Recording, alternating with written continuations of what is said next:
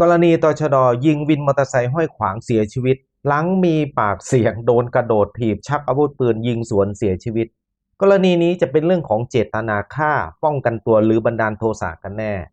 ก็เชื่อว่าหลายคนยังคาใจนะหลังจากเกิดเหตุการณ์ตชดยิงวินมอเตอร์ไซค์เสียชีวิตเมื่อช่วงตี 2ของวันที่14มิถุนายนที่ผ่านมาเมื่อมีเหตุการณ์10ตำรวจเอกนำทัพนะฮะอายุ33 ปีมีการไป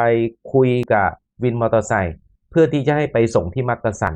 หลังจากพูดคุยกันบอกว่าค่าจ้าง120 บาทว่าแพงเกิดทะเลาะมีปากเสียงกันนะหลังจากนั้นโดนวินมอเตอร์ไซค์โดดถีบเซออกไป15 เมตรชักอาวุธปืนกลับมายิงสวนนะฮะโดยยิงคนแรกนะ3 นัดเสียชีวิตทราบชื่อว่านายภูริศอายุ37 ปีอีก2 คนก็คือโดนยิงที่ขานะฮะจะทราบว่าต่อมามีการเสียชีวิตเพิ่มเป็น2 รายเรื่องเหตุการณ์ตรงนี้ก็หลายคนยังสะเทือนขวัญเพราะอุกอาจมากทีนี้ถ้าจะมองดูว่าในเคสที่เกิดขึ้นตรงนี้เนี่ยมันจะเป็นความผิดไหมแล้วเวลาต่อสู้คดีกันในทางศาลเนี่ยมันจะออกป้องกันตัวได้ไหมออกบันดาลโทสะได้ไหมหลายคนเห็นคลิปเหตุการณ์บอกเฮ้ยน่าสงสารตชดน่าสงสารผู้ต้องหาโดนถีบเซเลยนะฮะแต่หลายคนบอกให้มันแรงไปนะตรงนี้มาดูกันนิดนึงว่าในศาลนะในเกมการต่อสู้ของทนายในศาลเนี่ยเขาจะออกในเรื่องป้องกันหรือบันดาลโทสะได้จริงไหมถ้ามองจากคลิปเหตุการณ์ให้ดีนะฮะจะเหมือนว่าก่อนเกิดเหตุการณ์มีการไปพูดคุยกันนะเกี่ยวกับคงเรื่องค่าโดยสารที่กล่าวอ้างแหละแต่เพียงแต่ว่าคลิปภาพมันไม่มีเสียงหลังจากพูดคุยกันเหมือนกับว่าทางผู้ต้องหาเนี่ยเขากำลังเขี่ยโทรศัพท์อยู่แล้ววินมอเตอร์ไซค์คนแรกโดดถีบพอถีบปั๊บไม่ได้วิ่งตามเพื่อนอีกคนหนึ่งกรูตามเข้าไปนะฮะหลังจากนั้นเซไป15 เมตรจึงชักอาวุธปืนไล่ยิงปังปังปังขณะที่วินมอเตอร์ไซค์วิ่งหันหลังแล้วน่าจะยิงเข้าด้านหลังนะฮะจนเป็นเหตุให้มีการเสียชีวิตทีนี้ถ้ามองดูในเกณฑ์ของคดีว่าในการต่อสู้มันปฏิเสธไม่ได้ละเรื่องฆ่ามีการยิงแน่เป็นเจตนาฆ่าเป็นเบื้องต้นแต่ในข้อต่อสู้ของทางผู้ต้องหาหรือ10 ตำรวจเอกนำทัพตรงเนี้ยถ้าจะสู้ในเรื่องป้องกันตัวมันก็ต้องมาดูว่าตามมาตรา68นะฮะในเรื่องป้องกันคือต้องจำเป็นต้องป้องกันสิทธิ์อันคิดประทุษร้ายละเมิดต่อกฎหมายอันใกล้ไม่เกินเหตุในเรื่องนี้ต้องดูว่าในเรื่องของการป้องกันตัวนี่ใครก่อเหตุขึ้นก่อนนะฮะจำเป็นต้องป้องกันไหมถ้าคุณไปก่อเหตุหรือสมัครใจวิวาทคุณอ้างเหตุจำเป็นไม่ได้เลย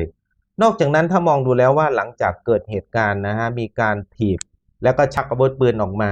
ฝ่ายวินมอเตอร์ไซค์มีการวิ่งหนีแล้วหันหลังแล้วแสดงว่ามันไม่มีความจำเป็นที่จะต้องป้องกันแล้วแต่คุณยังยิงมันอ้างยากนอกจากนั้นก็คือเขาวิ่งหนีไปแล้วนะฮะไม่มีอาวุธด้วยตรงนี้เรายังยิงเข้ากลางหลังเขาถือว่าอ้างเหตุป้องกันยากมากเลยนอกจากนี้นะฮะในส่วนของการที่สมัครใจต้องดูว่าในเหตุการณ์ที่เกิดขึ้นครั้งแรกใครพูดใครด่าใครยั่วยุใครหรือมีการยกนิ้วกลางให้กันจริงไหม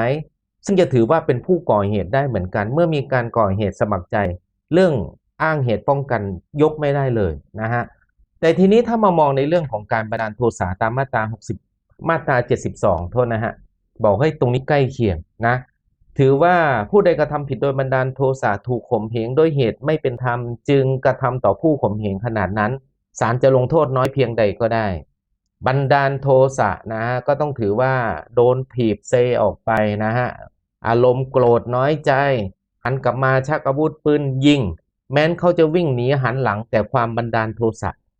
คือโกรธว่างั้นเถอะกฎหมายถือว่าลงโทษน้อยเพียงใดก็ได้เพราะโดนถีบล้มลงนะฮะแล้วเพื่อนวิ่งเข้าไปจะซ้ำชักปืนออกมายิงด้วยอารมณ์โกรธยิงคนถีบยิงเพื่อนที่จะมาลุม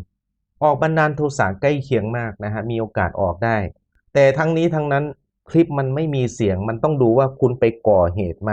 ไปด่าแม่เขาไหมไปยกนิ้วกลางไหม